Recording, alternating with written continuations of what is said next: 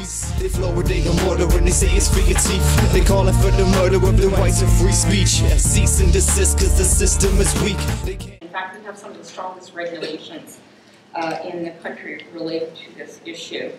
They are regulated and have to be certified to the National Sanitation Foundation Standard 60, which is a specific standard endorsed both by the U.S. Environmental Protection Agency and Health Canada. Systems that fluoridate have to ensure that a water sample is taken at the end of the fluoridation process at least once every day and tested.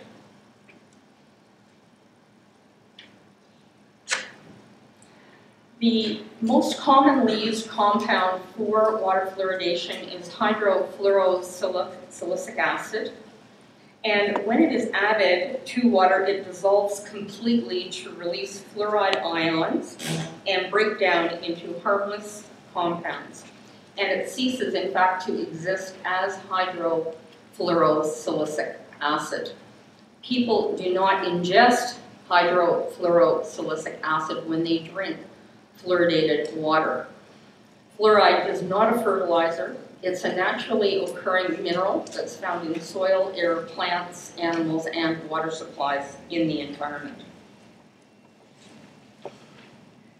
Drinking water systems that fluoridate are required to maintain a range of 0.5 to 0.8 milligrams per liter of fluoride. And in concentrations that are used for water fluoridation, fluoride is not toxic or harmful. The difference in the effect of a massive dose of fluoride and the effect of taking small amounts of fluoride daily to reduce tooth decay. And like many essential substances needed for good health, so for instance salt or iron or vitamins or oxygen, fluoride can in fact be toxic in excessive quantities. The possibility of adverse health effects from continuous low-level consumption of fluoride over long periods has been studied extensively, and scientific evidence indicates that the fluoridation of community water supplies is both safe and effective. And the optimal range of fluoride used for water fluoridation already has a built-in margin of safety that takes into consideration the use of fluorides from other sources as well. After more than 60 years of research, scientific evidence indicates that the fluoridation of community water supplies is safe with little or no evidence that fluoridation is associated with cancer, bone disease, kidney disease, birth defects, or other health effects.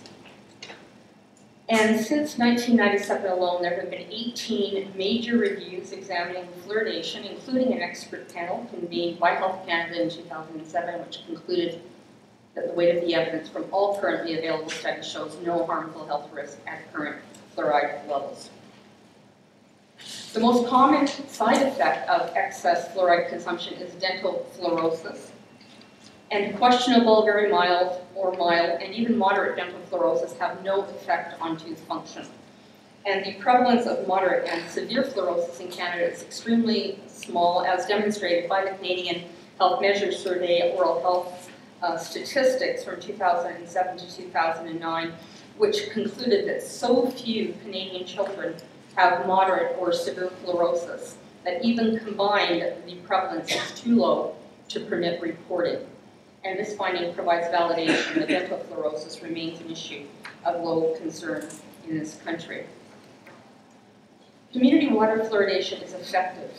Water fluoridation can reduce tooth decay in children's primary teeth by up to 60% and in their permanent teeth by up to 35%.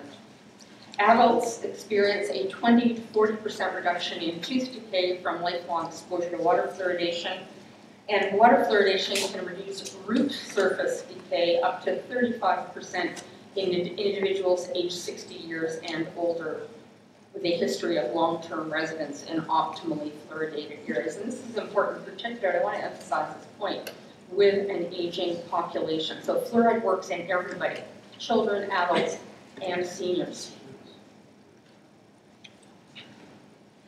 And I'm just going to cite one study, and again, I think my colleague, Dr. Peter Cooney, who's Canada's Chief Dental Officer, is here as a delegate today and can tell you more about this. But in Dryden, Ontario, after fluoridation was discontinued in 2001, children within the community school showed an increase in decay rates of approximately 26%.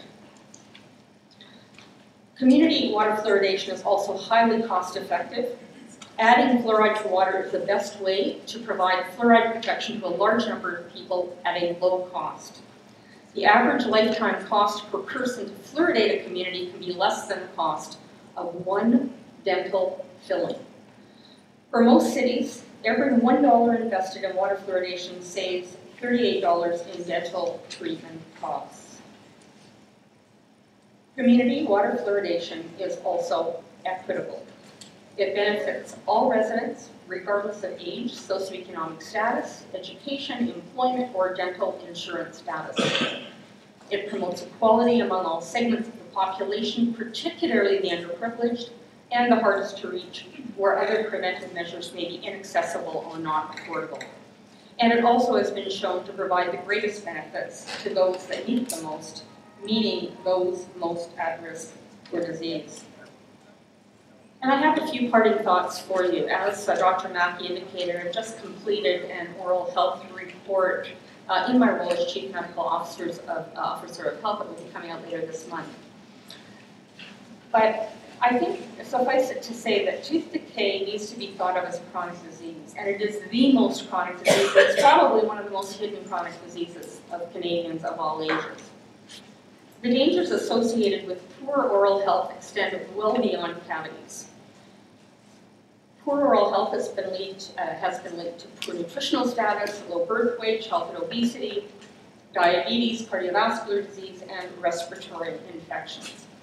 Even with other sources of fluoride available today, fluoridated water supplies still have an impact on reducing the rates of tooth decay, not only in children, but adults and seniors as well. And I fear that discontinuation of drinking water fluoridation in this province risks reducing the impact of some of our low-income dental programs. And I know you have a very admirable one here. I was in your bus today, and a very admirable program that delivers treatments to low-income adults in the city. And I fear that the discontinuation of drinking water fluoridation will not only have an impact on that, but also some of our provincial programs, like Children in Need of Treatment and Healthy Smiles Ontario programs. So in conclusion, I want to assure you and support your medical officers of health in saying that drinking water fluoridation is safe, effective, highly cost-effective, and most importantly, it reaches the entire population. Thank you very much. Thank you very much. And before we continue, I do have a question from Councillor Whitehead. Thank you. I just want to be clear, your expertise is in what, through the chair, as a doctor? Sorry? Your expertise is in what? I just need to understand the range. Yes, I'm the Chief Medical Officer of Health for Ontario, and I'm a specialist in public health and preventive medicine, so I'm not a dentist. Okay. So you don't have an expertise in autism? Again, I have expertise in a range of public health matters. I also was a family physician for 5 years as well, so treating people with illnesses in a remote part of Canada, actually. Appreciate it. The reason I mentioned I have an autistic child, and I've been reading a lot of literature, and what I've discovered is there's huge gaps in a lot of the studies. So for you to come up before us today and say there's actually no direct relationship between fluoride ingestion and some of these all unknown afflictions that people suffer from would be true. But does it mean that that's not the case? Would I be correct in saying that? Well, I think the evidence, which is pretty far-reaching with many health conditions, and I can't cite all of them, but there have been a lot of data generated on a lot of health conditions, has not shown any relationship between fluoridation in the amounts that are required for a therapeutic dose of fluoride in drinking water and adverse health effects. The greatest trick the devil ever pulled was convincing the world he didn't exist.